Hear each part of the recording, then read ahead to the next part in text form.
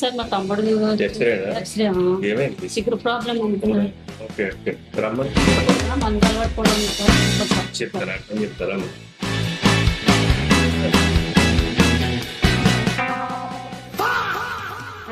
అయిపోయాం. అమ్మా నీ గుండెలో 10 బొక్కలు ఉన్నాయమ్మా. ఈ బొక్కలో పొరచకపోతే నువ్వు బొక్కలోకి వెళ్ళిపోతావు.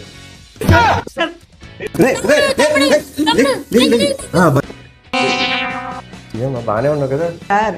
చిగుర్ల ఎక్స్రేలోని హార్ట్ వాళ్ళు ఎలా తెలిసింది సార్? మా కళ్ళు చూసి జాండీస్ ఎలా చెప్తాం, చెయ్యి పట్టుకుని జ్వరం ఉందని ఎలా చెప్తాం, ఇది అలాగే చెప్తాం అమ్మా. నువ్వు ఇంకో క్వశ్చన్లు అడుగు, ఫాలో అయిపో. దీన్ని మా మెడికల్ టర్మ్స్ లో హార్ట్ ఫ్రాక్చర్ సిండ్రోమ్ అంటాము. ఇది కోట్ల మందిలో ఎవరో ఒకరికి వస్తుంది. ఆ అదృష్టవంతుడు నువ్వేనమ్మా. సార్ మా తమ్ముడిని అలాగే కాపాడండి సార్. మా కాపాడాలంటే ముందు ఇది మందు మానాలమ్మా. రేపు బాగుంటావా?